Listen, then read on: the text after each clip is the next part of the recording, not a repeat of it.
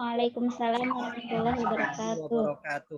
Oke, sesuai dengan janji saya ya, bahwa minggu ini itu saya dulu yang akan menjelaskan terkait dengan apa sih? Ya sebenarnya sini lebih cenderung kepada penjelasan lebih detail lah ya. Kira-kira ruang lingkup apa yang akan kita pelajari selama satu semester ini. Sesuai dengan silabus yang sudah silabus namanya apa ya? RPS yang sudah saya kasih. Itu kan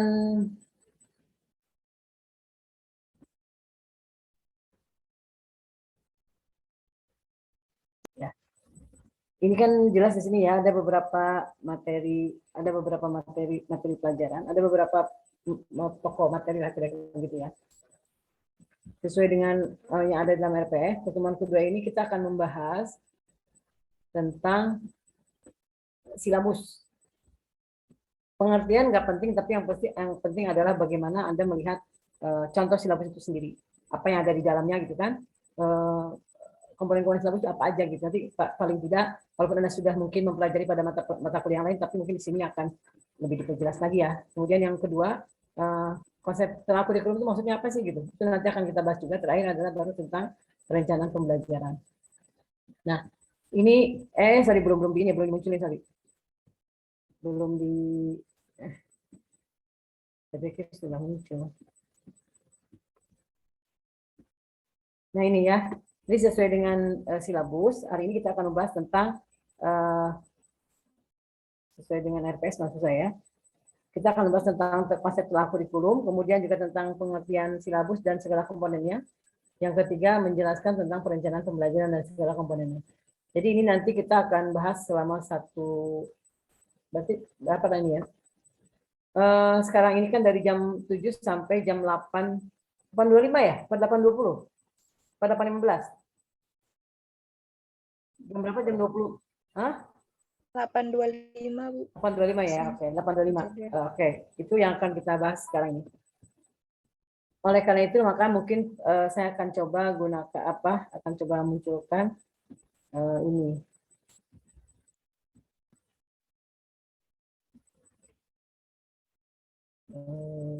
Sebentar.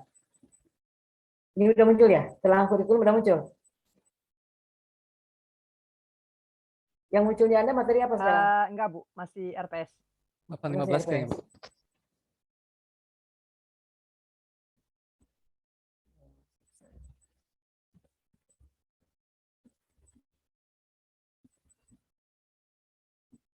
Sekarang kita akan bahas ini ya, tentang telah kurikulum. Sebelum saya masuk ke dalam silabus, mungkin saya akan jelaskan dulu apa itu telah kurikulum. Kalau kita bicara telah kurikulum, dalam hal ini ada 3 bahasan. Pertama ada telah kurikulum, yang kedua silabus, yang ketiga perencanaan pembelajaran. Pertama kita bahas apa itu telah sebelum ke telah, kita bahas dulu tentang kurikulum lah. Sebagaimana yang sudah dijelaskan pada mata kuliah pengembangan kurikulum ya pada semester lalu, itu kan pengertian kurikulum itu ada beberapa perspektif, tergantung dari mana dia memandangnya. Jadi gini, pada awalnya kurikulum itu diartikan secara sempit, yaitu materi pelajaran. Sampai sekarang, para profesor Rosada pun sering mengartikan kurikulum itu adalah materi pelajaran gitu. Jadi itu adalah definisi yang sempit. Definisi yang sempit tentang kurikulum, bahwa kurikulum adalah perencanaan pembelajaran, materi pelajaran, atau susunan mata pelajaran. Itu kurikulum. Itu definisinya sempit. Kemudian ada yang sedikit menengah. Menengah itu maksudnya tadi kan terlalu sempit hanya materi pelajaran. Yang menengahnya adalah ini seperti dikatakan yang dikemukakan oleh beberapa orang ya.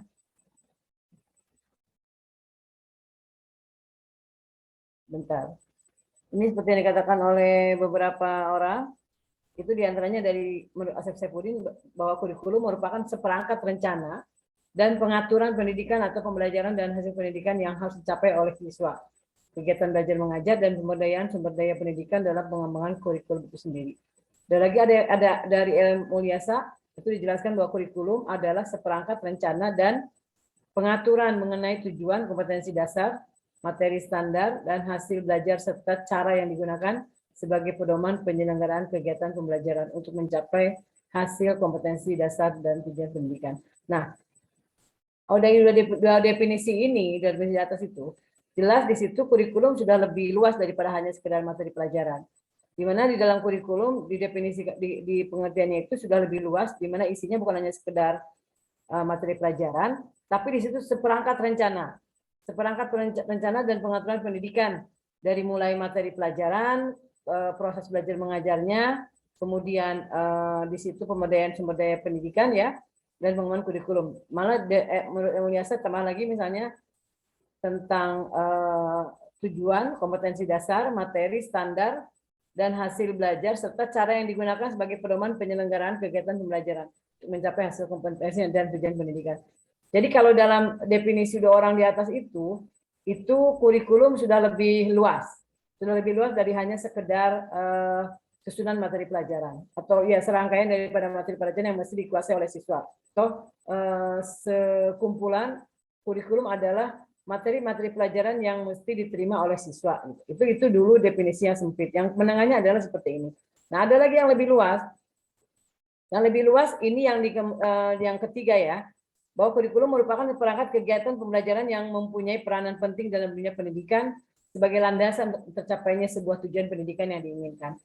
Jadi kalau yang ketiga ini seperti yang kita jelaskan pada mata kuliah pengembangan kurikulum itu lebih luas, bukan hanya sekedar seperangkat rencana, tapi sudah masuk kepada seluruh program pendidikan. Seluruh kegiatan pembelajaran, kegiatan pendidikan yang dilaksanakan di sekolah maupun di luar sekolah itu termasuk pada kurikulum. Jadi misalnya ada kegiatan ekstrakurikuler, kegiatan kurikuler, kegiatan yang dilaksanakan baik di sekolah maupun di luar sekolah itu selama masih dalam bagian daripada kegiatan sekolah itu di kelas maupun di luar kelas ya maksud saya. Kegiatan pembelajaran dilakukan di kelas maupun di luar kelas selama masih ada kaitannya dengan kegiatan dalam sebuah lembaga sekolah, maka itu dimaksud dengan kurikulum gitu. Sehingga jangan heran kalau misalnya sekarang ini orang tua selalu berpikir kalau mau menyekolahkan anaknya dia ingin melihat kurikulumnya gitu. Dan kurikulum di situ bukan hanya sekedar materi ya, tapi yang dilihat adalah kurikulum itu lebih cenderung ke seluruh program pendidikannya. Dari mulai jadi kalau pesantren itu misalnya sebelum subuh apa programnya gitu. Kemudian setelah subuh apa programnya, kemudian setelah begitu itu namanya itu bagian daripada kurikulum secara luas. Nah, dalam pembahasan ini kurikulumnya lebih cenderung kepada yang menengah tadi, yaitu kurikulum seperangkat rencana. Ya, seperangkat rencana dan pengaturan mengenai tujuan, kompetensi dasar, materi, standar. Jadi ini kita ambil yang dari Mulyasa ini dengan Asep ini. Jadi ini yang akan kita bahas kurikulum yang akan kita bahas dalam mata kuliah ini. Kira-kira begitu. Nah, sekarang kita bahas yang pertama apa itu telah kurikulum. Telah kurikulum itu adalah sebuah proses mempelajari kurikulum dengan segala perangkatnya. Proses meneliti kurikulum dengan segala perangkatnya. Proses mempelajari, meneliti, apalagi menelaah itu mendalami lah ya, mendalami dengan segala kurikulum dengan segala perangkatnya. Apa perangkatnya? Perangkat kurikulum yang pertama adalah jelas tujuan pendidikan nasional. Setiap kurikulum itu ketika dia dikembangkan itu dimulai dari tujuan pendidikan nasional, karena tujuan pendidikan nasional ini menjadi sebuah arah mau dibawa kemana,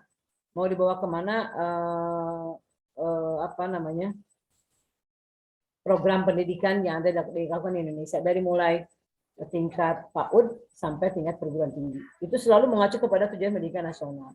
Nah, kemudian di situ ada standar pendidikan. Ya, ada standar pendidikan juga di dalam kurikulum itu. Jadi mulai standar isi, standar kompetensi lulusan, kemudian ini bukan kompetensi lulusan ya. Kemudian standar proses dan standar penilaian sampai kepada silabus dengan segala komponennya. Jadi yang kita telah ini adalah tujuan pendidikan nasional mungkin tidak akan kita bahas lebih detail ya. Cuma memang kalau misalnya ada ketika Anda nanti menjelaskan tentang standar kompetensi lulusan, mungkin dimulai juga dari tujuan pendidikan nasional minggu yang akan datang kita bahas seperti itu. Tapi yang jelas kita akan coba meneliti, mempelajari, menelaah tentang apa namanya, tujuan pendidikan nasional, standar pendidikannya dari mulai standar isi, standar kompetensi lulusan, standar proses dan standar penilaian sampai kepada silabus. Dan ini semuanya menggunakan yang kurikulum 2013 dulu ya. Kita belum bisa menganalisis kurikulum Merdeka Belajar karena belum diimplementasikan. Jadi ini kan baru namanya juga baru prototype atau baru pilot project dan baru masih belum masif dilaksanakan. Malah di madrasah Pak Menteri itu bukan hanya di madrasah sebenarnya ya, di sekolah manapun sekarang ini sifatnya itu adalah opsional. Jadi silahkan sekolah mau milih Merdeka Belajar apa mau milih kurikulum 2012 itu silahkan. Dan saya sudah tanya ke pejabat Kemenag itu ya jawabannya kita belum akan ikut-ikutan dengan Diknas gitu lah. Jadi istilahnya biarkanlah Diknas dulu karena kita ingin lihat dulu yang digunakan oleh Kemenag itu masih dengan kurikulum 2013. Nah, jadi yang dimaksud dengan yang akan kita telah ini adalah kurikulum 2013 karena yang kurikulum Merdeka Belajar itu belum sepenuhnya rampung, belum sepenuhnya fix gitu loh. Belum apa namanya ya, belum sepenuhnya pastilah, belum ajak kira-kira begitu, belum ajak kebijakannya, jadi masih baru-baru. Maka yang kita bahas nanti, yang kita nanti adalah kurikulum 2013, karena itu tetap masih tetap digunakan di beberapa sekolah dan apa namanya, karena kurikulum Merdeka Belajar itu sifatnya opsional, sifatnya pilihan. Sekolah mau milih yang mana silahkan. Namanya juga Merdeka Belajar kan. Konsep Merdeka Belajar itu sebenarnya termasuk kepada memberikan kebebasan kepada sekolah untuk memilih kurikulum yang mana yang mau digunakan. Nah, kemudian pertanyaannya mengapa harus ditelaah? Mengapa kita sebagai calon sarjana PAI, calon guru agama di SMP dan SMA, itu mesti menelaah kurikulum gitu. Kan Anda ini sebagai calon paling tidak Anda sudah tahu lah isi kurikulum itu apa sih PAI itu dari mulai SMP sampai SMA. Ingat loh ya, PAI yang dimaksud di sini adalah PAI yang di sekolah, bukan PAI yang di madrasah. Bukan mata pelajaran PAI, tapi ini mata pelajaran PAI yang ada di sekolah. Nah, pertama adalah agar kurikulum yang digunakan tidak menyimpang dari kurikulum yang ideal. Ya, bagaimanapun penilaian orang tentang kurikulum 2013 misalnya dengan segala kelebihan dan kelemahannya, tetap itu sekarang menjadi acuan kita untuk menyelenggarakan kegiatan pendidikan. Maka kegiatan penelaahan kurikulum itu merupakan bertujuan agar kurikulum yang digunakan itu tidak menyimpang dari kurikulum yang ideal yang ditetapkan oleh pemerintah. Yang kedua, kenapa mesti ditelaah? Karena agar pengembangan kurikulum yang dilakukan guru tidak menyimpang dari kurikulum nasional. Saya perlu ingatkan kepada Anda bahwa Anda itu nanti kalau jadi guru, Anda sebagai pengembang kurikulum. Paling tidak dalam membuat perencanaan pembelajaran, Anda bisa mengembangkan materinya itu, bisa mengembangkan materinya, bisa mengembangkan metodenya, tidak harus sama dengan kurikulas. Jadi mungkin Anda bisa mengembangkan metode, materi, penilaian dan lain sebagainya yang sesuai dengan situasi dan kondisi. Nah, paling tidak kalau Anda tahu kurikulum yang sebenarnya seperti apa, jadi pengembangan kurikulum yang Anda lakukan itu tidak terlalu jauh menyimpang dari kurikulum yang ditetapkan oleh pemerintah. Nah, yang ketiga, agar rencana pembelajaran tidak menyimpang dari kurikulum nasional. Ya, itu yang perlu ya, alasannya kenapa kita mesti melakukan penelaahan kurikulum. Nah, sekarang kita masuk kepada silabus. Tadi sudah telaah sudah, telaah sudah, silabus sudah. Nanti perencanaan pembelajaran ada dalam slide tersendiri. Silabus, apa itu silabus? Silabus itu merupakan sebuah perangkat dari sekelompok materi pelajaran yang mencakup standar kompetensi, kompetensi dasar, materi pokok atau materi pembelajaran, kegiatan pembelajaran, indikator pencapaian kompetensi penilaian, indikator pencapaian kompetensi penilaian ya, alokasi waktu dan sumber pembelajaran. Sebentar ini ada jangan. Sumber pembelajaran ya. Oke. Kemudian ada lagi definisi silabus adalah sebuah perangkat rencana dalam pelaksanaan pembelajaran dan penilaian yang memuat komponen-komponen dalam kegiatan belajar mengajar. Atau silabus adalah rencana pembelajaran pada satu atau kelompok mata pelajaran atau tema tertentu yang mencakup standar kompetensi dasar, sama lah ya, kompetensi dasar dengan yang di atas tadi sampai kepada sumber belajar. Kira-kira begitu. Sampai di sini ada pertanyaan, silahkan. Sampai di sini ada pertanyaan, silakan. Maaf Ibu, Ya, untuk silabus itu apakah seorang pendidik itu harus menyusunnya secara sendiri atau mungkin boleh, biasanya kan trik-triknya itu ambil, mungkin tiru, dimodifikasi dari file-file yang sudah ada sebelumnya gitu. Atau mungkin silabus ini memang harus dibuat oleh guru yang bersangkutan gitu. gini, ada yang sudah jadi guru belum di sini? Salman jadi udah ngajar? Ibtidaiyah Bu. Oke. Masalah ibtidaiyah berarti menggunakan kurikulum 2013 nggak? Iya, Kurtilas revisi itu. Oke. Saya tanya, selama ini silabus dari pemerintah atau bikin sendiri? Kalau itu sih biasanya kita ngambil Bu, tapi mungkin bagian-bagian kayak alokasi waktu dan juga media pembelajaran, sumber belajar itu mungkin yang dikembangin sendiri. Nah, makanya mungkin kalau dari Ibu, mungkin ada yang memang seharusnya dilakukan oleh Jadi guru. gini, silabus itu sebenarnya adalah rencana sudah dibuat yang sudah ditetapkan oleh pemerintah. Jadi di situ kita bisa memakai, bisa tidak, gitu. Paham ya? Jadi silabus itu adalah di sini kan dikatakan silabus merupakan rencana ya. Itu rencana pembelajaran yang akan dilakukan dalam satu semester kan. Itu udah dibuat oleh pemerintah. Kita tinggal nanti mengelaborasinya dalam perencanaan pembelajaran. Jadi kalau kita dalam menyusun RPP mengacunya kepada silabus. Yang jelas silabus yang dibuat oleh pemerintah itu adalah sesuatu yang bisa Anda gunakan, tapi sifatnya karena Anda punya kewenangan untuk mengembangkan kurikulum ya.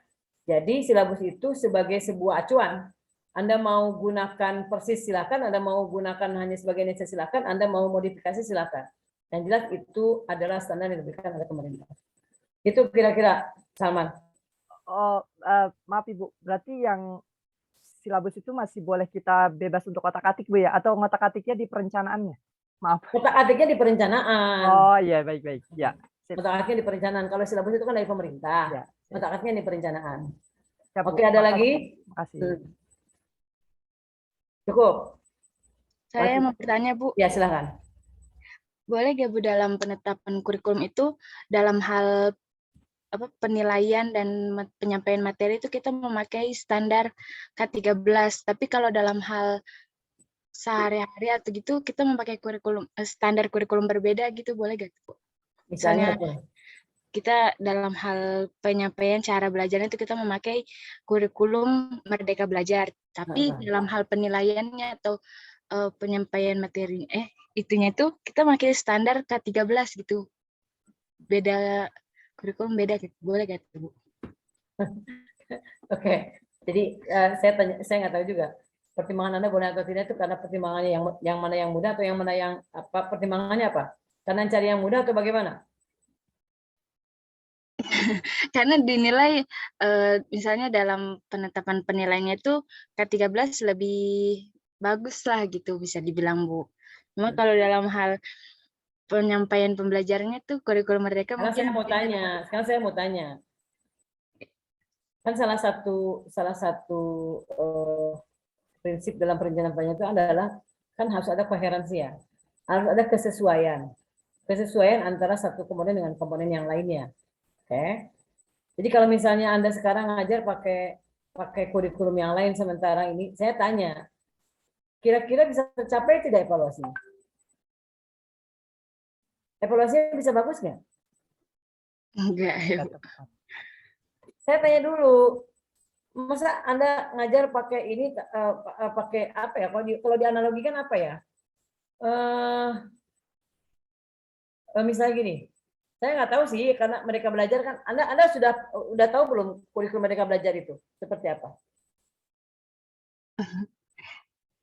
Belum sepenuhnya tahu sih, Bu. Nah, cuma gini, saya ingin mengatakan hanya sedikit satu. Saya ingin mengatakan prinsipnya ya. Yang namanya evaluasi itu harus nyambung dengan materi pelajaran, harus nyambung dengan metode pembelajaran, harus nyambung dengan KBM-nya. Gak mungkin evaluasi itu berdiri sendiri. Bagaimana Anda melakukan evaluasi untuk sesuatu yang berbeda ininya? Yang pasti, saya nggak tahu yang dimaksud oleh Anda itu kurikulumnya yang mana. Anda harus pahami dulu. Yang pasti harus sama satu tujuannya. Tujuannya pembelajaran ini kemana, ya kan? Yang kedua KBM-nya seperti apa? Yang ketiga baru evaluasinya. Saya contohkan paling gampang begini. Kalau saya mengadakan evaluasinya, misalnya ya, ini saya contohkan kurikulum 2013 ya, K13 untuk penilaian praktek lah misalnya. Kan pendekatannya kan authentic approach ya, pendekatannya menggunakan penilaian approach kan, penilaian otentik, sorry. Nah, salah satu implementasinya adalah bahwa dalam menilai keterampilan itu harus praktekkan gitu ya. Misalnya siswa dapat mempraktekkan wudhu misalnya dengan benar, itu kan berarti harus praktekkan evaluasinya kan. Nah, Ya, Bu. berarti kan dari mulai tujuannya juga mesti siswa dapat mempraktekkan sholat. Materinya juga itu harus tentang tata cara sholat. Metodenya juga itu harus tentang tata cara sholat. Dan metodenya bukan dengan metode ceramah, bukan dengan metode diskusi, bukan dengan metode problem solving. Tapi metodenya adalah metode praktek. Metode demonstrasi kan di situ kan? Benar nggak? Ya, Bu, benar. Mungkin nggak kalau nggak dengan menggunakan metode demonstrasi siswa itu bisa melaksanakan wudhu, bisa mempraktikkan wudhu, mungkin nggak? Enggak. Kira-kira Ya berarti nggak bisa ya, Bu ya. Harus konsisten sama satu kurikulum. Harus konsisten satu sama lain. Cuma yang saya tidak bisa memastikan itu contoh daripada mereka belajar itu kan adalah kayaknya itu memang konsep ya. Jadi gini. Guru diberikan kebebasan untuk mengajar sesuai dengan situasi dan kondisi di mana dia mengajar. Itu dulu prinsipnya. Prinsip daripada kurikulum mereka belajar itu adalah guru diberikan kebebasan. Tidak ada lagi keseragaman guru dalam mengajarkan tentang dalam menggunakan metode tertentu untuk suatu pokok bahasan tertentu. Itu prinsipnya dulu dalam mereka belajar ya. Nah, jadi makanya tidak ada lagi UN. Tidak ada lagi UN sekarang. Kenapa? Karena tidak ada target yang dikejar oleh guru. Nah, yang Anda maksudkan adalah, Bu, kalau Merdeka Belajarnya adalah saya menggunakan metode yang divariasikan, itu nggak ada masalah selama tujuannya sama. Bisa dipahami ya? Iya, Bu, bisa. Itu kira-kira begitu. Kalau memang tujuannya sama, yang kalau di dalam Merdeka Belajarnya yang Anda ambil adalah konsep bahwa guru bebas menggunakan metode apapun, ya nggak ada masalah. Oh iya, ya Bu. Kira-kira begitu ya. Yang penting tujuannya sama, alat evaluasinya harus sama. Dengan kegiatan belajar mengajar juga harus sama. Oke, ada pertanyaan lagi? Makasih, Bu. Ya, ini saya contohkan ya, ini yang silabus nih. Ini saya contohkan silabus. Jadi isinya itu adalah kompetensi dasar. Pertama ini kompetensi inti ya, kompetensi inti. Kemudian kompetensi dasar, materi pokok, kegiatan pembelajaran, penilaian, alokasi waktu dan sumber belajar. Nah kemudian ini contohnya nih masukkan ke dalam tabel kompetensi. Lihat di. Oh sorry. Belum di ini ya, belum di stop. Aduh.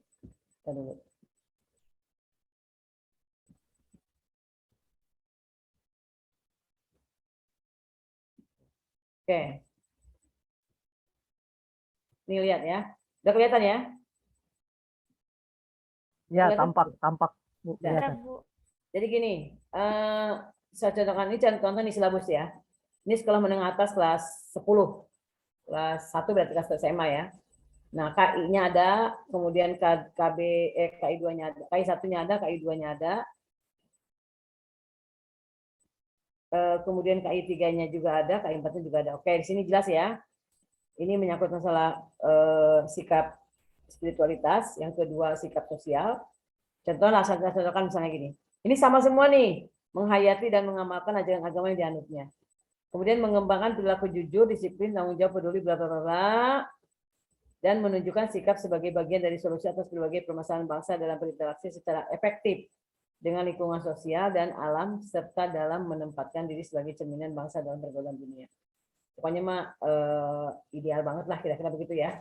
Kemudian KI3-nya memahami dan menerapkan pengetahuan faktual, konseptual, prosedural dalam pengetahuan, teknologi, seni budaya, dan humaniora dengan wawasan kemanusiaan, kebangsaan, kenegaraan, dan peradaban terkait fenomena dan kejadian, serta menerapkan pengetahuan prosedural pada bidang kajian yang spesifik. Ini kan umum banget. Ini umum banget, makanya itu biasanya nanti apa namanya, dari sini kan ada KD ya. Nah, KD-KD inilah yang kaitannya kan nanti dengan materi pelajaran, tapi diarahkan ke sini gitu, diarahkan ke pencapaian KI 1 sampai KI 4. Nah, oke, kita lihat di sini. Saya contohkan lah paling gampang. Nah, misalnya gini ya. Ini kompetensi dasarnya, menganalisis Quran surat Al-Anfal ayat 8. Ayat 72, kemudian Al-Hujurat ayat 12, Al-Hujurat ayat 10, serta hadis tentang kontrol diri, mujahadah an-nafs, ya, prasangka baik dan persaudaraan. Kemudian materi pelajarannya ini. Surat Al-Anfal bla gitu kan. Oke. Kemudian kegiatan belajar mengajarnya mengamati sesuai dengan scientific approach ya, mengamati, menanya, mengumpulkan data, mengasosiasi dan mengkomunikasikan. Ini contoh silabus. Kemudian penilaiannya apa? Tugas, observasi, portofolio, tes tulis dan tes lisan. Bu, ini ya pertanyaannya kan gini, ini kan 4 kali 3 jam pelajaran ya. Berarti ini 4 kali pertemuan, setiap pertemuannya 3 jam. Bulan. Kira-kira begitu. Nah, jadi di sini tadi Salman ya. Jadi ini gimana Bu? Ya, emang saya bilang di sinilah mungkin guru. Nah, yang dimaksud dengan merdeka belajar juga termasuk di sini. Jadi guru tidak harus begini, tidak gitu. Tidak harus terpaku dengan KBM yang mesti begini gitu kan. Itu enggak tidak begitu. Silakan disesuaikan dengan situasi dan kondisi di mana kita mengajar. Itu prinsip daripada mereka belajar ya. Ini jelas di sini. Nah, kemudian buku sumber belajarnya adalah buku PAI segala macam. Nah, udah, ini satu contoh. Jadi menguatkan pertanyaan jawaban terhadap pertanyaan Salman, bahwa ini adalah sebuah tawaran, sebuah acuan. Anda mau pakai silahkan.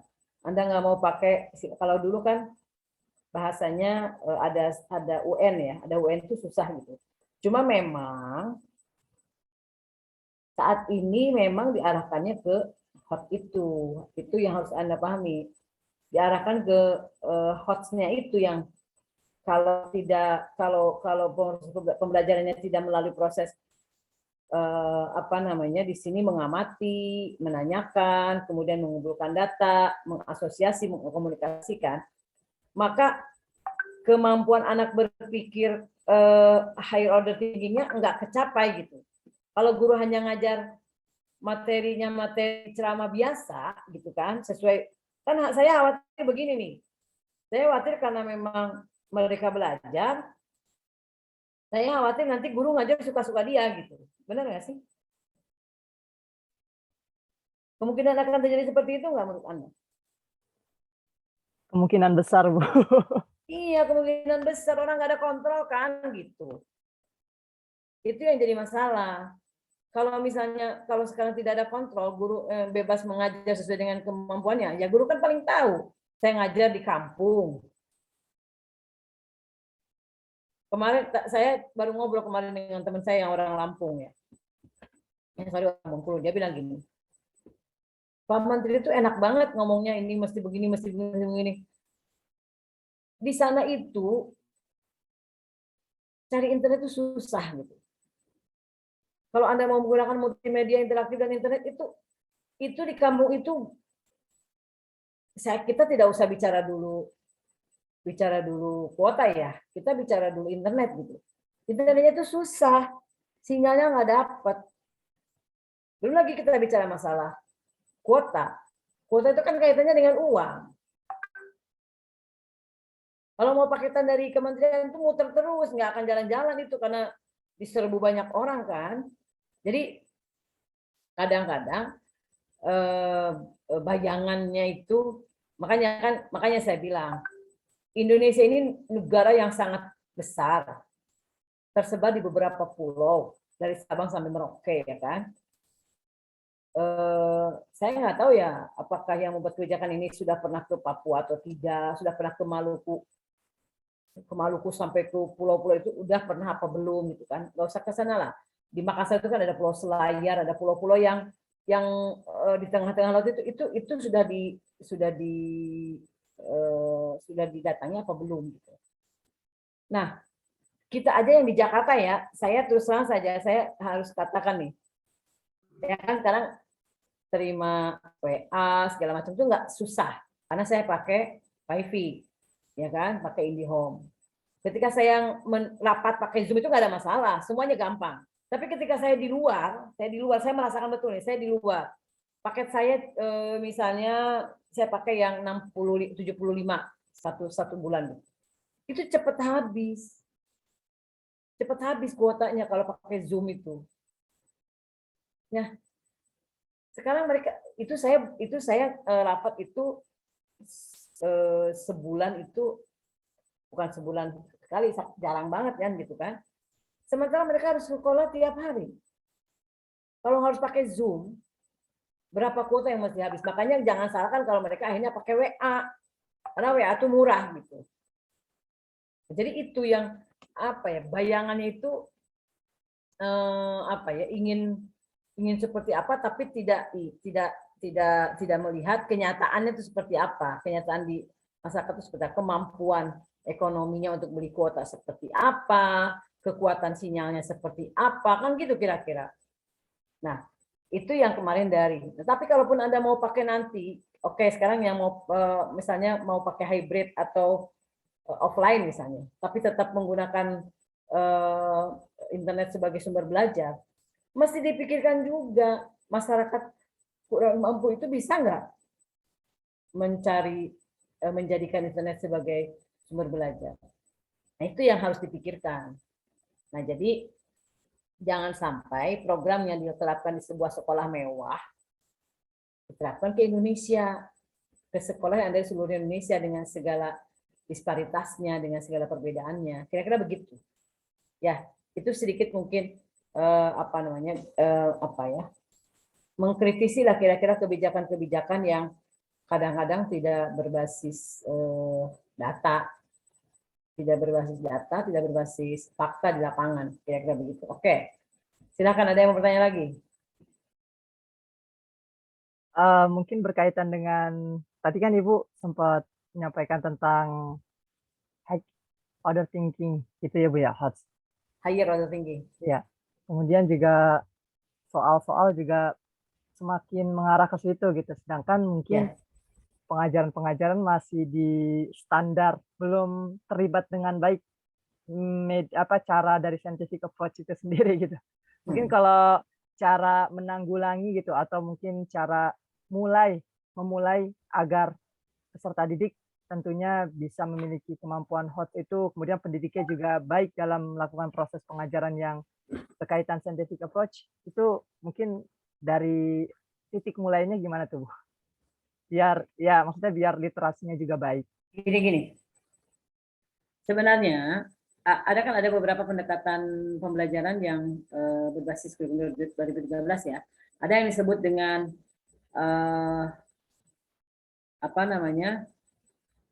project based learning. Ada program based learning kan? Problem based learning. Jadi pembelajaran yang berbasis kepada permasalahan, pembelajaran yang berbasis kepada project, gitu kan? Ada contextual learning, ada discovery learning, ada inquiry learning. Itu kan adalah beberapa proses pembelajaran yang memang melibatkan siswa untuk mencari sendiri, untuk mencari jawaban sendiri, untuk mengumpulkan data sendiri.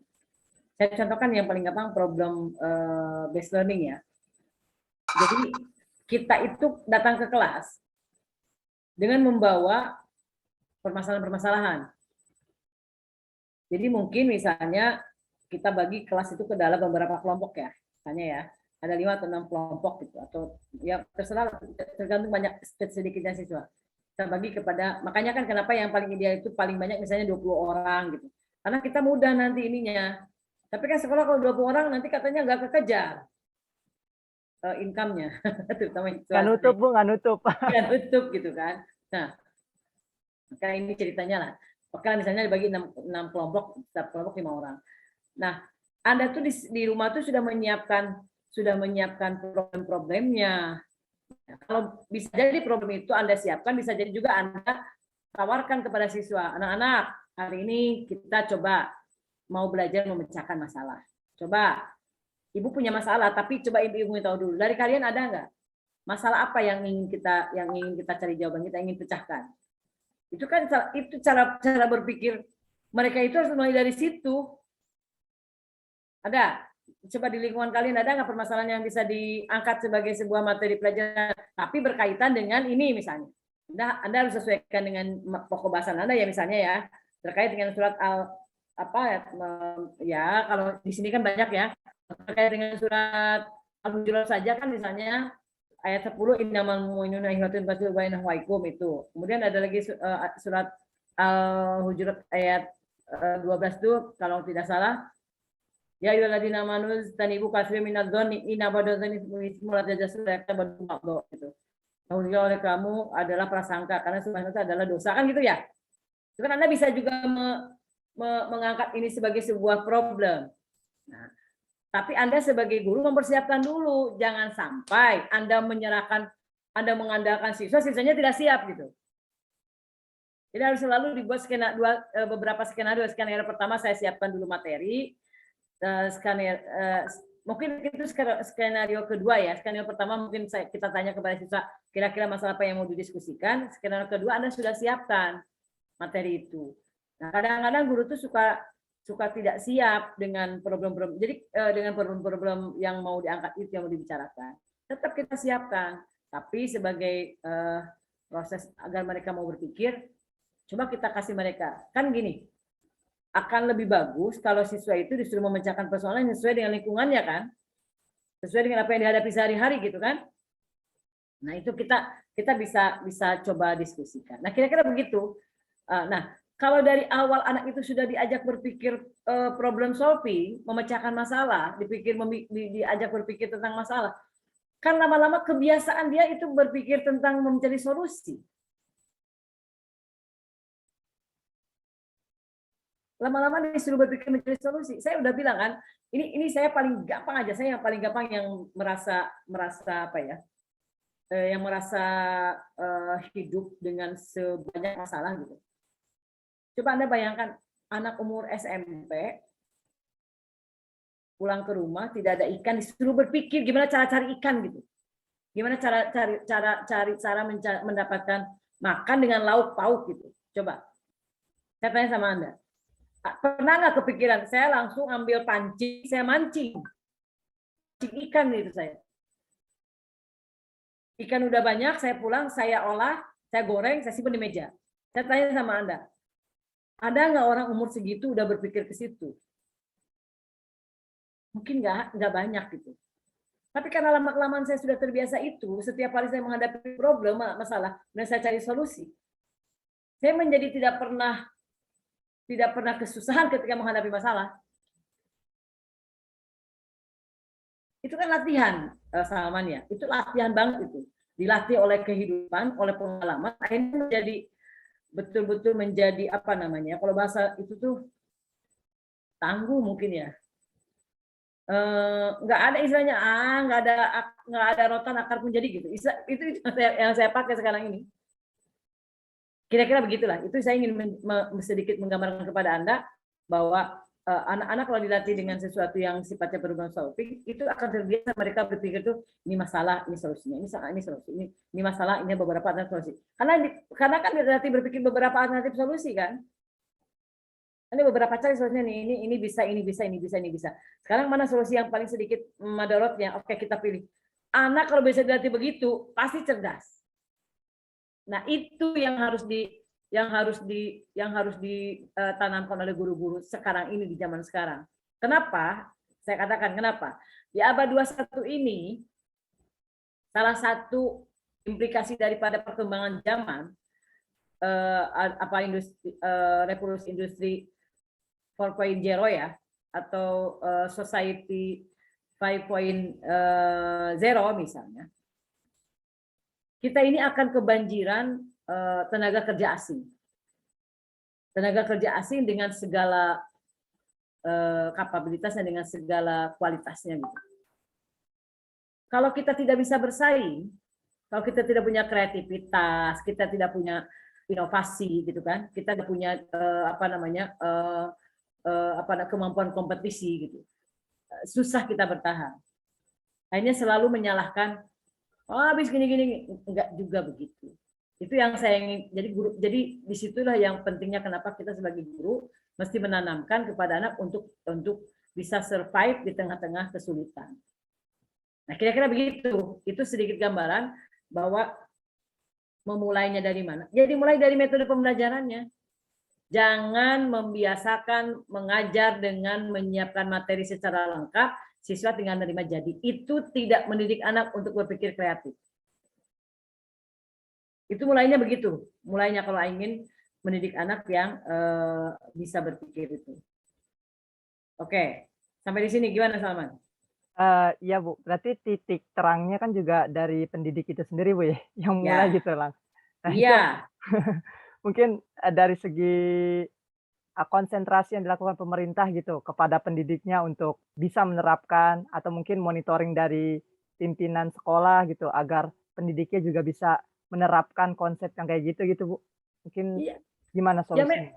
Ya gini lah. Saya bilang gini ya. Ini kita lagi ngobrol, pesimisnya kita dengan konsep Merdeka Belajar ini, itu yang saya khawatirkan. Ya kalau guru mengajar sesuai dengan situasi dan kondisi dengan kemampuannya dibebaskan gitu. Ya saya tidak bisa membayangkan, jangan jadi apa bahasanya ya. Ada sesuatu yang paradok lah di situ, kira-kira begitu ya. Paradok tuh kontradiktif ya. Satu sisi siswa harus diarahkan ke high order thinking ya, cara berpikir tingkat tinggi gitu. Yang tingkat tinggi itu ada problem solving ya kan, ada kalau di tingkatan kognitif itu C4, C5, C6 itu tingkat tinggi tuh.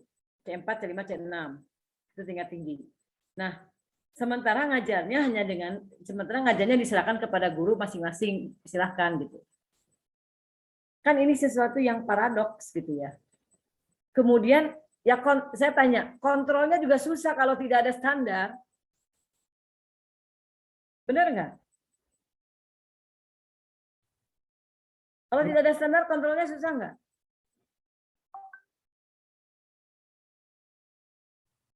Kan standar itu menjadi acuan kita mengatakan ini salah, ini benar.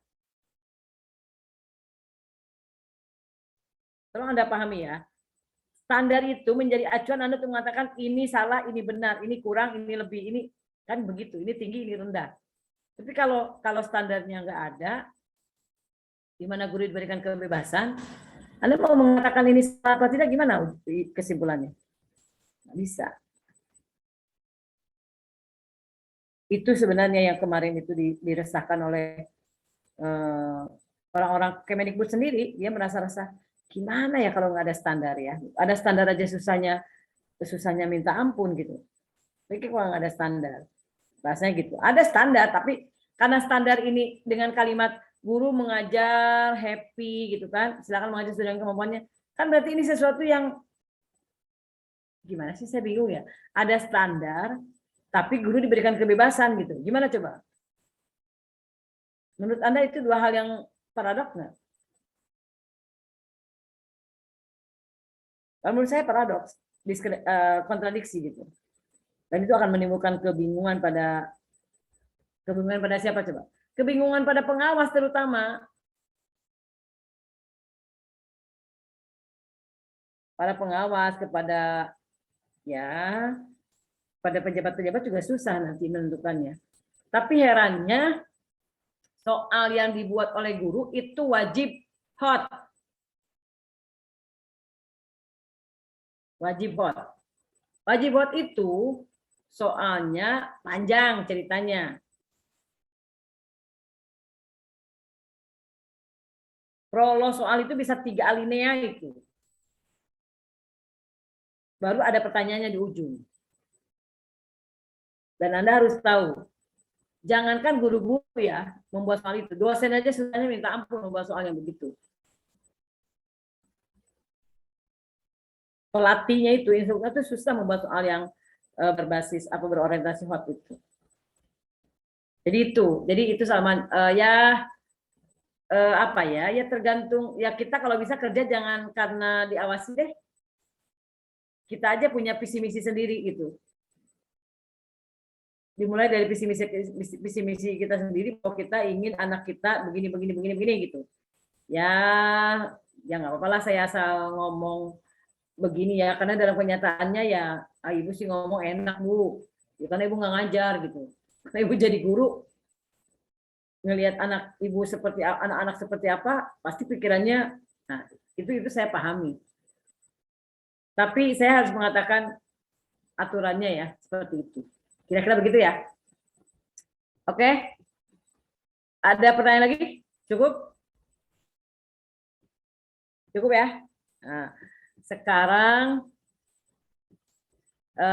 kita masuk ke perencanaan pembelajaran. Ini saya sampai masih ada waktu kan. Sekarang kita masuk ke perencanaan pembelajaran.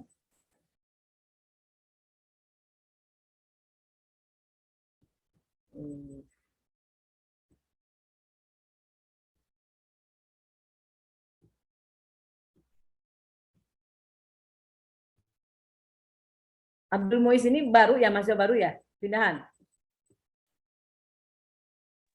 Pindahan dari tahun kemarin. Oh, pindahan dari tahun kemarin. Oke. Ini udah muncul ya. Nah, sekarang kita masuk kepada perencanaan pembelajaran. Ini materi saya ketika saya diminta jadi narasumber di Kementerian Agama. Jadi ini judulnya urgensi perencanaan pembelajaran dan penyusunan RPP. Anda walaupun sudah belajar RPP, tapi nggak apa-apa, ini saya harus sampaikan sedikit tentang perencanaan pembelajaran.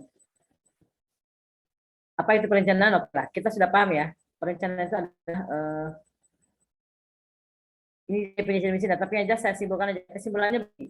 Perencanaan itu adalah proses yang sistematis dalam menetapkan aktivitas pembelajaran yang akan dilaksanakan. Jadi kalau kesimpulan dari beberapa definisi itu, perencanaan pembelajaran itu adalah sebuah proses yang sistematis dalam menetapkan aktivitas pembelajaran yang akan dilaksanakan. Yang kedua, dalam perencanaan pembelajaran itu ada beberapa aspek pembelajaran yang yang harus ditetapkan. Pertama, tujuan. Tujuan apa yang ingin dicapai itu menjadi komponen pertama yang mesti dipikirkan.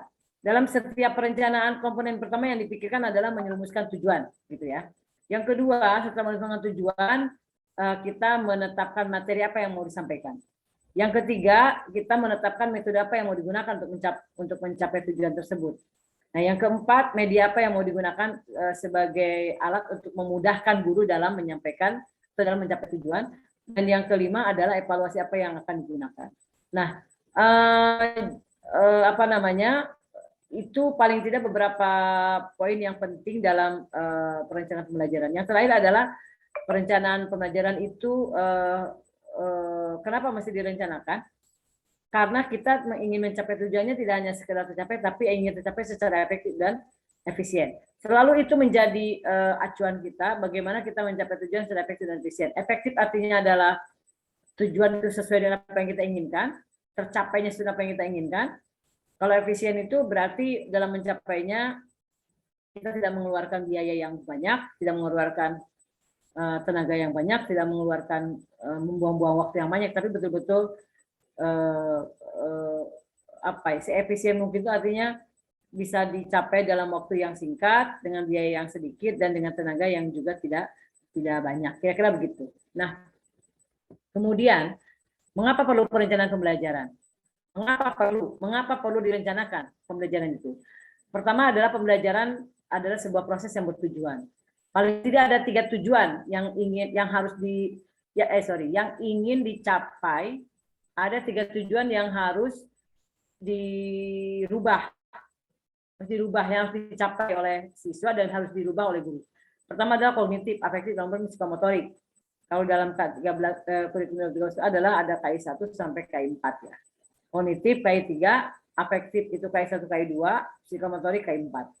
Kemudian pembelajaran adalah proses yang kompleks. Kenapa mesti kenapa mesti direncanakan? Karena itu adalah pembelajaran itu adalah sebuah proses yang kompleks. Kenapa kompleks? Ada beberapa faktor di situ yang mesti diorganisir. Pertama tadi saya katakan ya, ada tujuan, ada materi, ada metode, ada media, ada segala macam. Tadi saya menjawab pertanyaan yang tadi, boleh nggak kurikulumnya ini proses belajar mengajarnya ini tapi evaluasinya ini gitu. Itu Anda harus pahami bahwa dalam proses pembelajaran itu ada beberapa komponen yang mesti diorganisir. Kalau satu komponen itu tidak sinkron atau satu dengan lainnya, maka akan kacau. Maka akan mengalami hambatan dalam pencapaian tujuannya. Yang ketiga, pembelajaran itu adalah sebuah proses kerjasama. Paling tidak ada 2 pihak yang harus bekerja sama, yaitu guru dan siswa. Ditambah satu lagi misalnya karyawan atau OB ya. OB itu kalau tidak diajak kerjasama juga kelas kacau, whiteboard masih kotor gitu ya, AC nggak nyala, itu kan juga menjadi sesuatu yang perlu diperhatikan.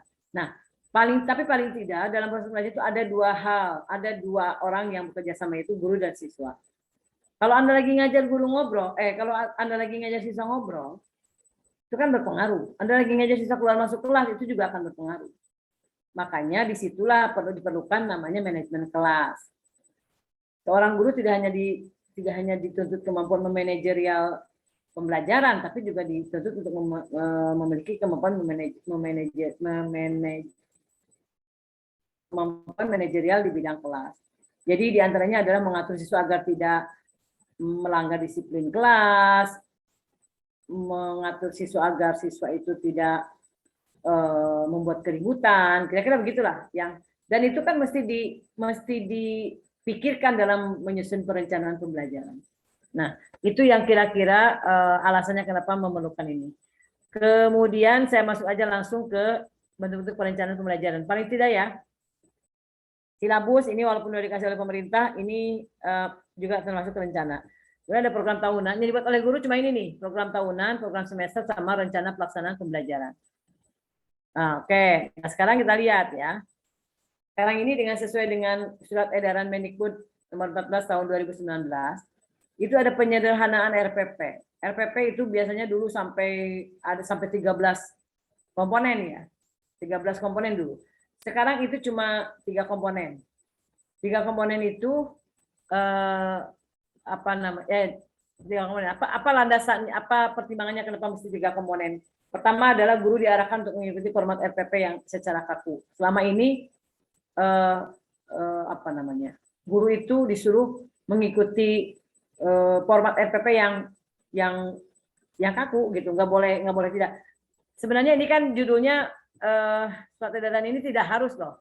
Ini jatuhnya adalah boleh gitu. Boleh 3, tapi jangan kurang dari 3. Nah, 3 itu yang bagaimana nanti kita bicarakan ya. Jadi yang pertama kenapa disederhanakan? Pertama adalah guru diarahkan karena adanya kondisi di mana guru diarahkan untuk mengikuti format RPP secara kaku. Yang kedua, RPP memiliki terlalu banyak komponen. Guru diminta untuk menulis dengan sangat rinci, satu dokumen RPP bisa mencapai lebih dari 20 halaman. Itu dulu. Nah, yang ketiga, penulisan RPP menghabiskan banyak waktu guru yang seharusnya bisa digunakan untuk mempersiapkan dan mengevaluasi proses pembelajaran. Nah, oleh karena itulah maka arah kebijakan baru daripada penyusunan RPP itu sekarang hanya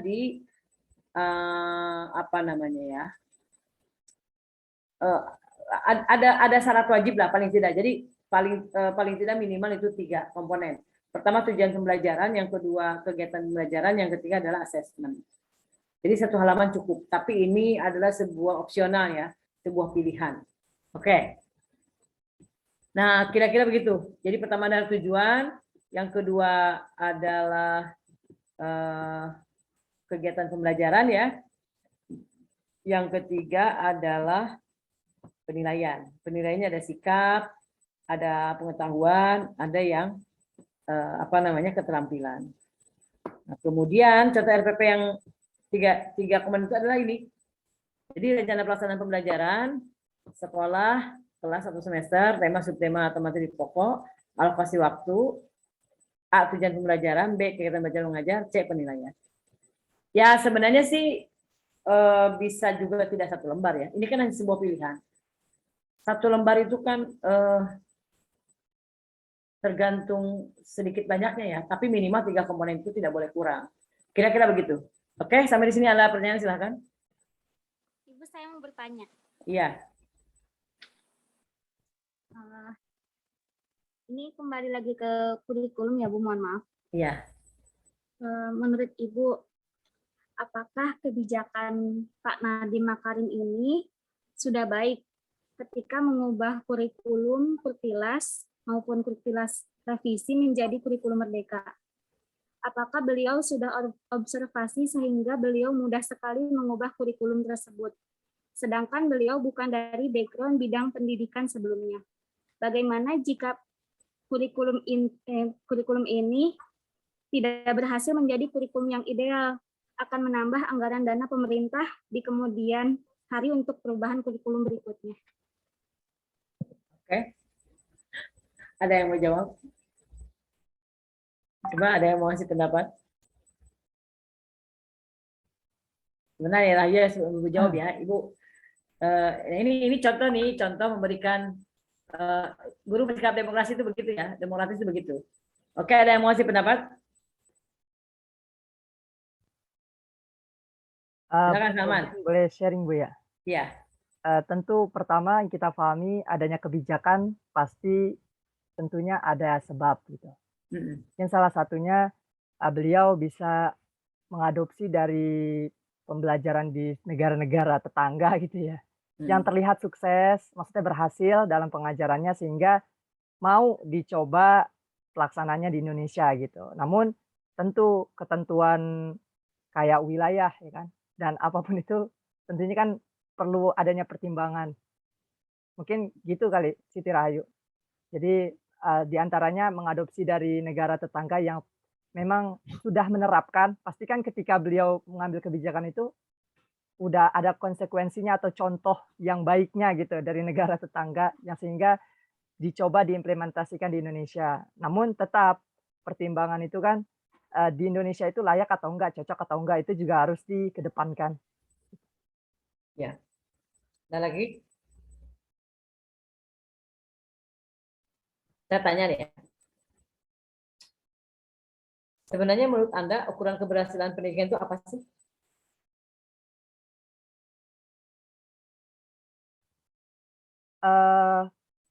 Kalau saya Bu, produknya, peserta didiknya dapat mampu bersaing sesuai zamannya Bu.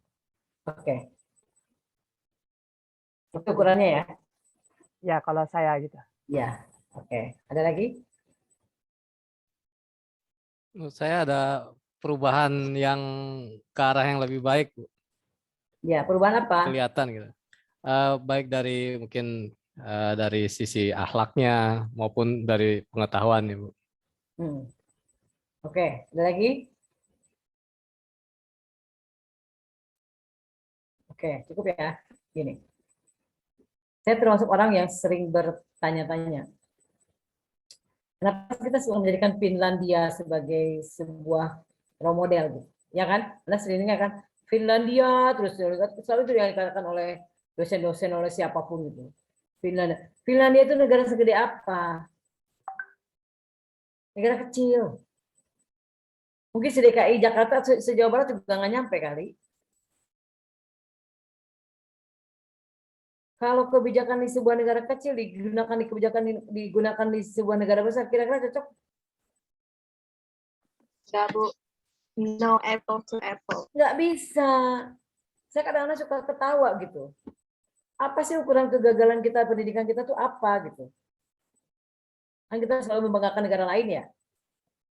Membanggakan negara lain. Kita tak ukurannya kan, aduh kadang-kadang juga mengukur keberhasilan itu kan, ini tulisan ilmiahnya segala macam. Oke, makanya kenapa kalau mau ditanya, ini kenapa sih, saya tanya dulu, apa sih ukuran keberhasilan sebuah proses pendidikan? Kan gitu ya. Kalau dulu kan ukurannya kan diukur dari sejauh mana kemampuan menjawab UN kan, kalau dulu. Sementara UN-nya juga kan kita tahu sendiri jawabannya kan, jawaban hanya, ya kadang-kadang orang kalau ikut bimbingan belajar kan UN tuh jadi lulus kan, nilainya bagus itu kan. Jadi ukurannya apa gitu. Nah, kemudian juga saya lihat ini ceritanya ya. Suami saya itu kan dulu ambil S3-nya di Australia. Dia cerita gini, di Australia itu dia di ITB-nya Australia. Karena di MRIT gitu. Di Melbourne. Dia bilang gini, Indonesia itu jauh lebih bagus gitu. Metodologi penelitian juga jauh lebih bagus di Indonesia. Tapi orang tuh selalu berpikir bahwa yang luar-luar itu berbau selalu bagus gitu, selalu hebat. Enggak. Nah, sekarang ukuran kita keberhasilan apa? Kalau di Jepang kan keberhasilan ukurannya kan dilihat dari segi budaya kan. Budaya anak-anaknya kan sopan itu kan, kompetensinya tinggi. Tapi kan Anda juga harus tahu ada kelemahan juga di sana itu. Di mana orang-orang tua itu dibuang ke hutan itu. Emang bagus itu. Ibu-ibu, orang itu kalau udah tua itu dibuang ke hutan itu. Di Cina itu, apalagi di Cina. Nenek-nenek itu disimpan di kandang kayak kucing gitu. Kandang kambing. Hah? Kandang B2. Iya kayak sampai gini. Subhanallah ya Allah, itu orang-orang yang sudah tua, sudah pensiun, sudah nggak produktif itu disimpan di dalam kandang, jadi kamar kayak kasur gitu, tapi dikandangin gitu. Saya mau tanya, apa sih ukuran keberhasilan itu? Dari moralitas? Dari apa? Cuma Anda harus hati-hati ya, sekarang ini tujuan pendidikan nasional itu sekarang diarahkannya justru menciptakan kuli sebenarnya. Coba deh lihat. Tenaga-tenaga terampil itu kan kuli sebenarnya. Kalau tenaga terampil apa sih itunya, kesimpulannya? Yang bisa diserap oleh pasar tenaga kerja jatuhnya apa coba? Jadi bukan ke entrepreneurship kan? Bukan ke jiwa membentuk bangsa yang mampu Mandiri. berinovasi gitu kan, berkreasi, menciptakan lapangan kerja gitu. Kan itu sebenarnya. Makanya saya selalu bertanya-tanya, kenapa sih orang selalu membandingkan dengan negara lain? Emang negara kita kenapa gitu? Ukurannya apa sih keberhasilan itu? Saya selalu bersyukur ya, ternyata di Indonesia itu luar biasa ya. Allah memberikan apa ya, kondisi alamnya luar biasa. Coba Anda lihat itu di daerah Chechnya itu es itu sampai apa itu numpuk di rumah itu, salju itu. Jadi kita ini memang negara yang luar biasa sebenarnya, dari sisi alam luar biasa, dari sisi toleransi juga luar biasa. Kita mayoritas tapi tidak pernah menindas minoritas kan di kita ini. Tidak seperti orang Islam di daerah di daerah minoritas kan, di India, di mana gitu. Kita ini benar-benar negara yang luar biasa. Nah, makanya saya selalu bertanya-tanya ketika Pak Nadiem misalnya, kaitan dengan pertanyaan tadi, pertanyaan Rahayu ya, ketika Pak Nadiem itu merubah kurikulum segala macam, saya termasuk orang yang, ya Allah, kurikulum itu udah kurikulum yang paling bagus itu sebenarnya. Guru-guru juga udah mulai paham gitu. Dan terus terang saja untuk orang Islam, K13 itu sangat sesuai dengan ajaran dengan ajaran Islam, sangat sesuai dengan madrasah, sangat sesuai dengan pendidikan madrasah, itu sudah tidak ada masalah, kita ini sudah seperti itu. Iya kan? Lalu kenapa dirubah? Susah saya bicaranya ya. Yang jelas, ya nanti saya nggak mau ke politik lah. Kalau ke politik susah ya. Yang jelas begini, apa yang dilakukan oleh Pak Nadiem itu pasti dalam rangka mengimplementasikan visi misi presiden, kira-kira begitulah. Kan presiden selalu bilang kan, Anda ini pembantu saya, Anda harus menjalankan visi misi saya, bukan visi misi masing-masing menteri, gitu kan? Pernah dengar nggak? Salman pernah dengar nggak kalimat itu? Pernah Bu kayaknya Bu. Iya, ketika menterinya itu punya visi yang lain, itu kan ditegur kan? Anda itu pembantu saya, Anda menteri saya, Anda jangan punya misi sendiri gitu. Visi misi Anda itu harus sesuai dengan Anda harus menjalankan visi misi saya. Nah, ya saya tidak bisa mengatakan lah. Yang jelas K13 itu semua orang itu mengakui bagus. Dan madrasah merasakan itu cocok dengan kita umat Islam. Tapi memang di agama lain K13 itu tidak menyenangkan. Karena ada ukuran tadi ya, spiritualitas gitu. Lebih cenderung kepada pengembangan itu tadi. Ini saya dengar di antara teman-teman saya lah yang para pejabat itu yang non muslim itu nggak suka dengan K13 itu karena memang ini bisa menguatkan anak-anak terhadap agamanya gitu. Itu kan sikap spiritualitas itu kan lebih cenderung ke arah sana ya, maksudnya agamanya gitu. Yang dicarikan adalah bagaimana agama itu menjadi rapuh kan, sehingga mudah ketika mau mereka melakukan misionaris gitu. Dan Anda harus tahu ya, paling mudah merusak negara itu dari sisi pendidikan.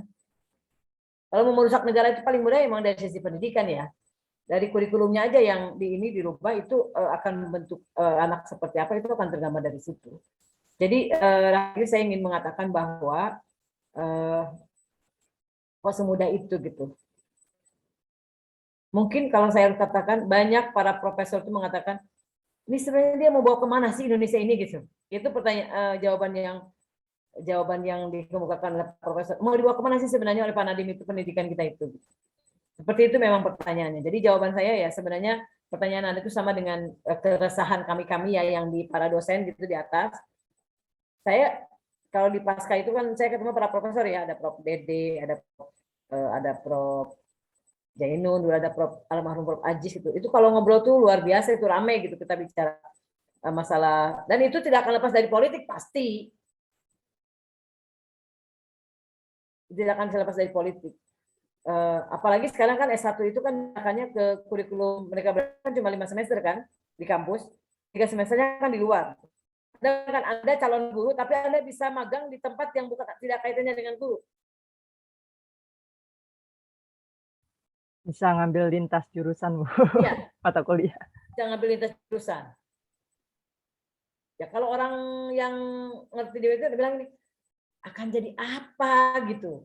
Masa orang pendidikan tiba-tiba kerja di komputer gitu. Orang komputer tiba-tiba jadi pendidikan gitu kan. Jadi kira-kira begitulah. Jadi jawaban saya Rahayu, keresahan Anda itu sebenarnya udah banyak dirasakan oleh para cendekiawan ya.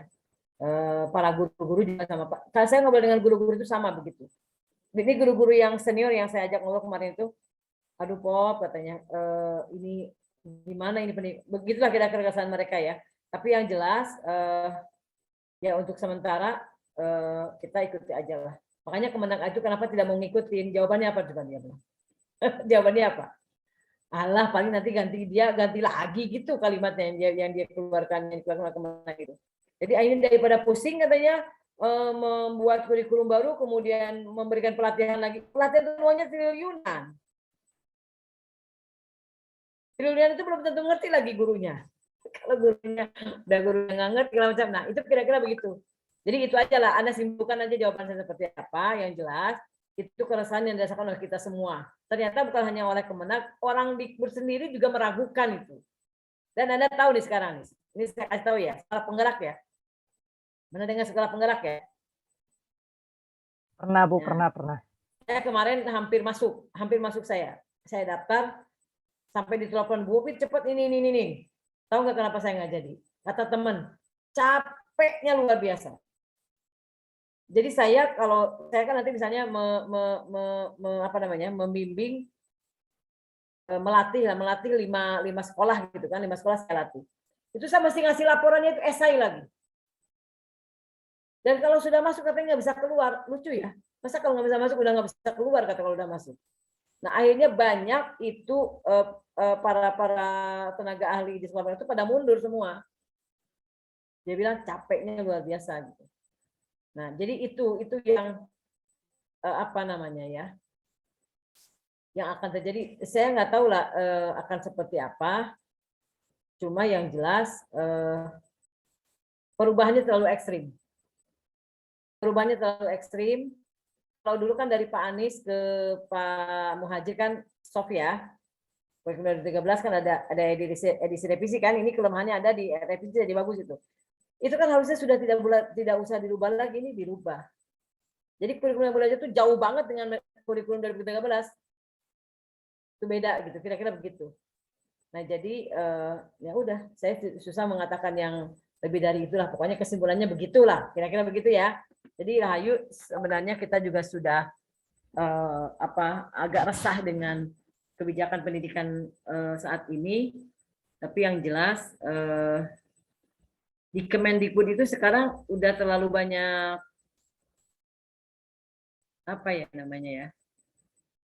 orang swasta.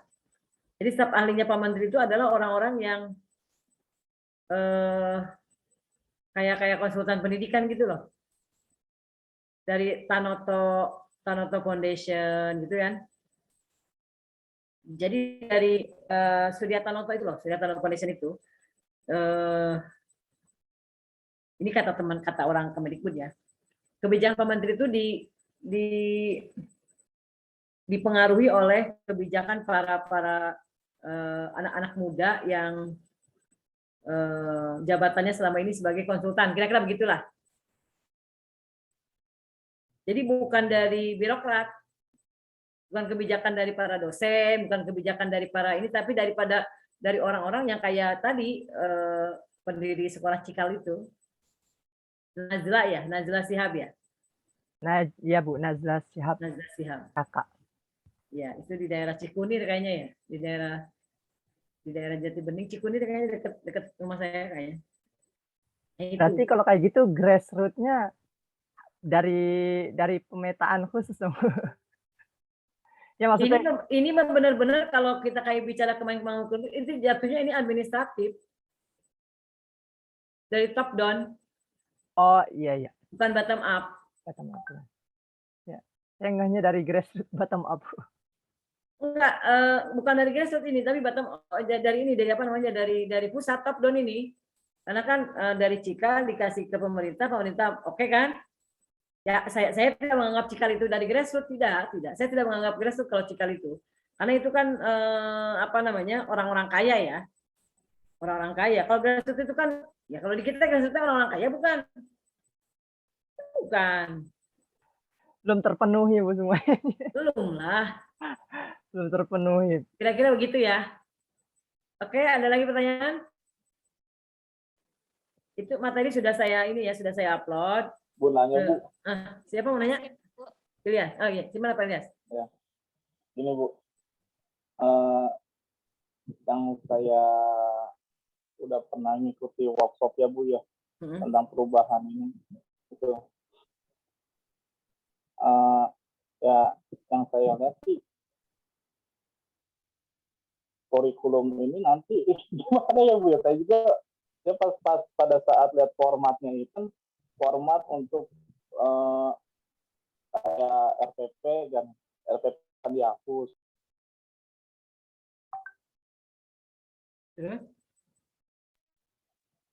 Kan Bu, langsung kurikulumnya juga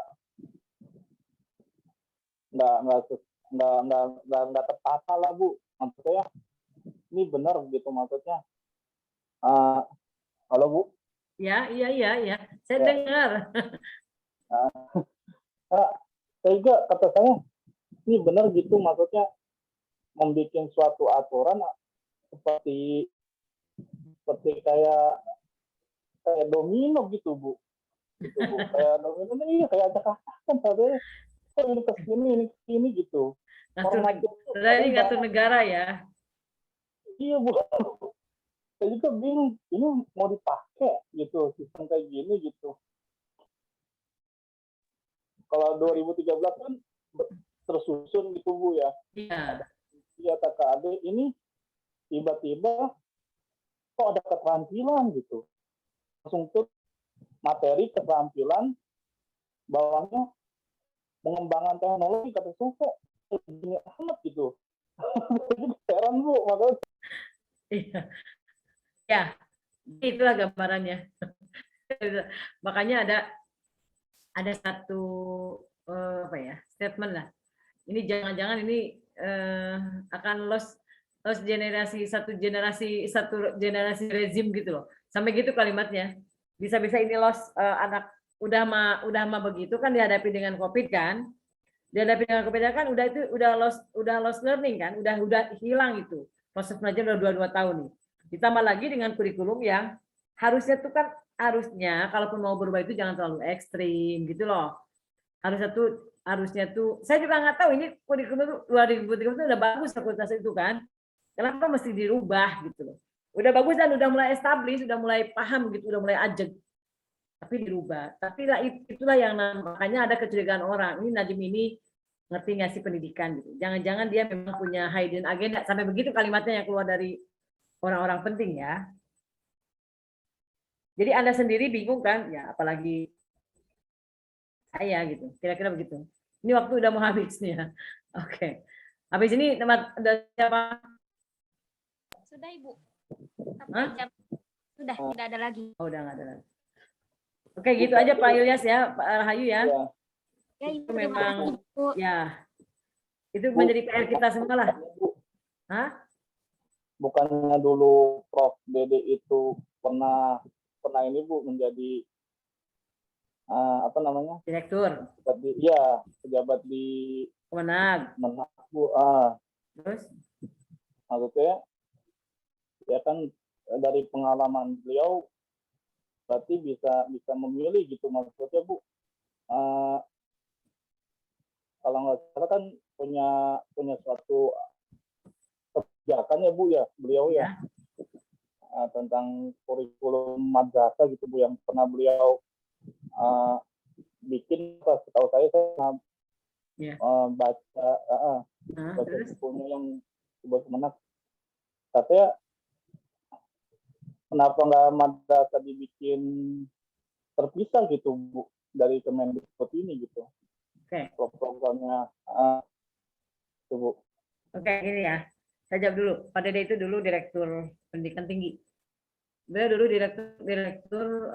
direktur dari Direktorat Pendidikan Tinggi, bukan dari Direktorat Pendidikan Madrasah. Jadi dia direktur dari sekolah-sekolah tingkat perguruan tinggi, yaitu satu. Yang kedua, Bu, kenapa sih kita madrasah nggak bikin sendiri? Persoalannya adalah gini, Anda harus paham nih. Madrasah ini ada hidden agenda. Madrasah ini mau dikeluarkan dari Kemenag. Anda harus paham itu. Ya, madrasah dari dulu ada beberapa kelompok partai lah, ada beberapa kelompok orang yang ingin mengeluarkan madrasah itu dari pendidikan lah, pendidikan itu dari Kemenag. Inginnya pendidikan itu semuanya di Kemendikbud gitu loh. Itu udah mesti dipahami. Ketika kita sebagai kita ya yang di Kemenag itu tidak mengikuti aturan Kemendikbud, dikhawatirkan itu menjadi semacam alasan yang membenarkan bahwa memang Kemenag itu tidak bermutu gitu. Kemenag itu jauh dari Diknas, Kemenag itu jauh dari ini, sehingga udahlah Kemenag itu nggak usah ngurusin pendidikan, itu dialihkan aja ke Kemendikbud. Itu sebenarnya menjadi pertimbangan kenapa kita selalu ingin mengikuti Dikbud. Karena Dikbud itu adalah kiblatnya pendidikan nasional di Indonesia, misalnya gitu. Maka madrasah kalau dia ingin ijazahnya diakui sejajar dengan sekolah, itu dulu yang harus diperhatikan, ya kan? Karena kalau enggak nanti kayak dulu nggak bisa masuk ke sekolah SMA, lulusan SNW nggak bisa ke SMA kalau tidak Eptanas, kan dulu begitu. Lulusan SD nggak bisa ke SMP kalau tidak ikut Eptanas.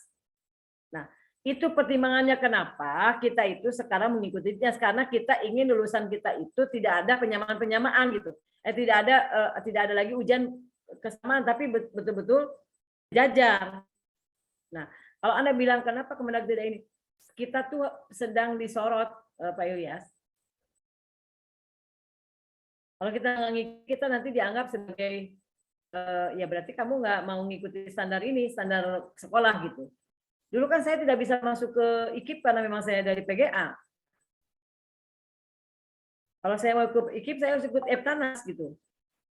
Ya, saya tidak ikut, makanya saya masuknya ke IAIN gitu, kira-kira begitu. Kan dulu begitu. Alia masuk ke IAIN, kalau mau ke IKIP harus Eptanas. Gitu. Begitu dulu itunya, dan itu sebenarnya alasannya kenapa Kemenag itu mengikuti standar pendidikan, standar Dikbud, karena agar lulusannya bisa setara dengan lulusan dari sekolah. Kira-kira begitu. Ya. Oke, cukup ya. Ini harus. Oke, sebentar. Nauratun Nazipa nggak ada ya? Keluar dia kayaknya ya? Di pertemuan nggak ada, Bu. Sini. Nggak, dia kayaknya ini kemarin, Pak, dia pamit kan dari grup kan? Oh. Kayaknya iya deh. Dia itu ya, kakak tingkat apa bagaimana? Dia 2017 kayaknya. Kalau 3117 itu apa tuh? 2017, Bu. 17. Iya, dia kayaknya udah keluar. Iya, 3117-203. Iya, dia kayaknya udah keluar deh. Ya, dia pamit kok di grup. Amar Sofian ada? Enggak, Bu. Enggak, Bu. Enggak. Dia angkatan 2018 juga kayaknya. Iya. Salman ada. Ya. Kemudian Agung ada nggak? Agung ada? Di Zoom ada, tapi nggak menjawab tuh, Bu. Oh, ada. Mana Agung? Siti Hayu ada. Kemudian Putri Nopianti.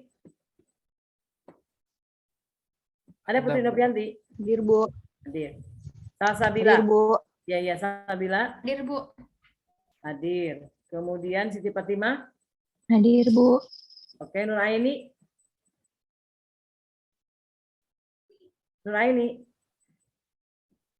Tadi yang nanya siapa sih selain Rahayu? Perempuan? Zaratul Aini. Zaratul. Oh, bukan Nur Aini ya? Nur Aini nggak ada ya? Ada, Bu, tapi nggak nyaut. Tapi nggak menjawab. Jangan-jangan modus. Reja Afifatul Jannah. Hadir, Bu. Fitriani. Ada Fitriani? Tadi di chat, lagi di jalan, Bu, izinnya itu di chat. Barusan. Susah kalau udah begitu ya. Muhammad Ilyas ada. Ayu Widianingrum. Hadir, Ibu. Kemudian Budi Chandra. Nggak ada ya kayaknya? Enggak, Cuti, Bu. Bu. Cuti. Insyaallah. Oh, cuti. Iya. Naga Kunadi ada. Irsal Sabila. Nggak Nggak ada, gabung, Bu. Nggak gabung. Nggak gabung. Adi Nur Rahman. Pas malam banyak yang nggak masuk ya. Adi Nur Rahman ada nggak? Hadir, Bu. Hadir. Siapa? Hadir, Bu. Adi Nur Rahman. Iya, Bu. Hadir. Oh, sebentar. Oke, kemudian Monica ada ya? Hadir, Bu. Hairunisa ada? Ada nggak Hairunisa? Hairunisa? Nggak Ada ya? nyaut, Bu. Ada, tapi nggak Ada, nyaut. Bu. Ada. Aduh, Hairunisa nih. Terus itu apa namanya? Siapa lagi ini? Siska, ada Siska? Siska? Nggak ada. Mega Nggak Zen, menjawab, Bu. ada orangnya? Di Zoom ada, Bu. Oh, berarti memang ini mesti dikasih tanda ini yang begini nih.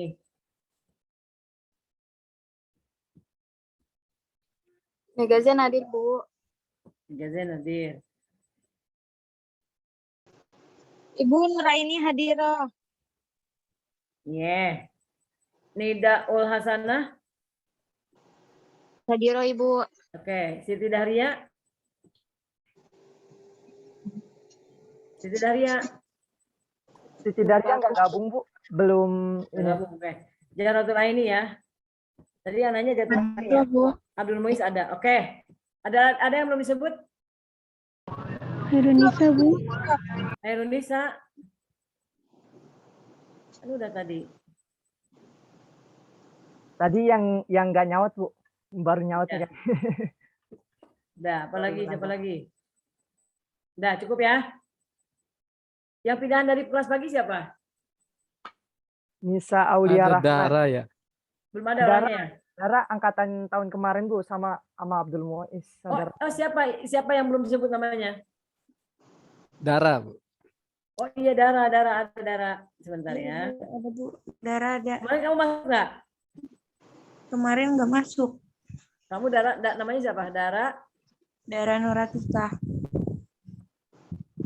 Atika. Nomornya berapa? 31 18 31 18 010. 18 010. Udah. Iya, Kemarin Bu. nggak masuk ya? Iya. Oke. Nisa Aulia Rahmat sudah, Bu, maaf. Belum. Ada orangnya? Orangnya sih belum nggak gabung nih kayaknya. Aulia Rahmat tuh yang mana? Baru? Dia dari pagi, Bu, anak pagi, tapi pindah belum ke ada. sore. Belum ada, biarin aja. Ya, ada. Oke ya, sampai ketemu ya. Minggu depan. Minggu depan udah mulai diskusi ya. Baik, Bu. Oke, yuk. Assalamualaikum warahmatullahi wabarakatuh. Waalaikumsalam warahmatullahi wabarakatuh. Terima kasih, Bu. Nah,